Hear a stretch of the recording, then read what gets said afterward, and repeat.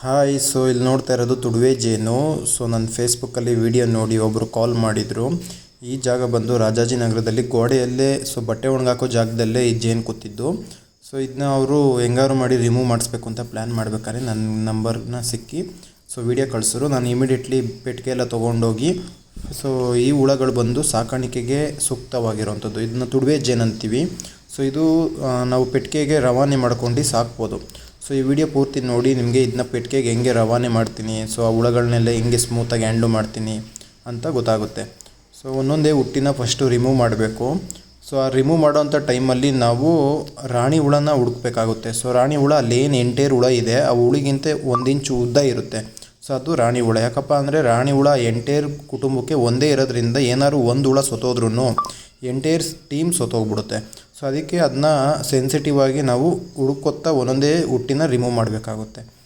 ಹಂಗೆ ನಾನು ಒಂದೊಂದೇ ಹುಟ್ಟಿ ರಿಮೂವ್ ಮಾಡ್ತಾ ಅದನ್ನ ಫ್ರೇಮಿಗೆ ಕಟ್ಟೋದು ಹೆಂಗೆ ಅಂತಲೂ ನೆಕ್ಸ್ಟು ಹಂಗೆ ಸ್ಟೆಪ್ ಬೈ ಸ್ಟೆಪ್ ತೋರಿಸ್ತಾ ಬರ್ತೀನಿ.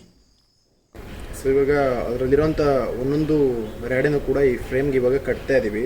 ಕಟ್ಟಿ ಬಾಕ್ಸ್ಗೆ ಹಾಕಿ ಹುಳ ಎಲ್ಲನೂ ಕೂಡ ಸ್ಮೂತಾಗಿ ಗುಂಪಾಗಿರುತ್ತೆ. ಆ ಗುಂಪಲ್ಲಿರೋ ಹುಳನ ಇದರೊಳಗೆ ಬಿಟ್ಟರೆ ಎಲ್ಲ ಹುಳನೂ ಇದರೊಳಗೆ ಬರುತ್ತೆ. ರಾಣಿ ಹುಳ ಸಿಕ್ಕರೂ ರಾಣಿ ಹುಳನೂ ಬಿಡ್ಬೋದು ಇದರೊಳಗೆ. ಎಲ್ಲ ಹುಟ್ಟಿನೂ ಫ್ರೇಮ್ಗೆ ಕಟ್ಟಿ 5 ಫ್ರೇಮಿಗೂ ಕೂಡ ಬಾಕ್ಸ್ಗಳು ಮಡಗಿದ್ದೀವಿ. ಇವಾಗ ಎಲ್ಲ ಹುಳಗಳು ಗುಂಪಾಗಿರುತ್ತೆ. ಆ ಗುಂಪಲ್ಲೇ ರಾಣಿ ಹುಳ ಇರುತ್ತೆ. ಹುಳಗಳು ಜಾಸ್ತಿ ಇರೋದ್ರಿಂದ ರಾಣಿ ಹುಳನ ಹುಡ್ಕೊಂಡು ಇರೋಕ್ಕಾಗಲ್ಲ. ಹುಡ್ಕೋದು ತುಂಬ ಚಾಲೆಂಜಸ್ ಇರುತ್ತೆ. ಆ ಟೈಮಲ್ಲಿ ನಾವು ಕೈಗೆ ಎಷ್ಟು ಹುಳಗಳು ಸಿಗುತ್ತೋ ಅಷ್ಟು ಹುಳಗಳನ್ನು ಸ್ಮೂತಾಗಿ ತೊಗೊಂಡು ಬಾಕ್ಸ್ಗೆ ಹಾಕ್ಬಿಡ್ತೀವಿ. ಆ ಗುಂಪಲ್ಲೇ ರಾಣಿ ಹುಳನೂ ಹೋಗ್ಬಿಡುತ್ತೆ.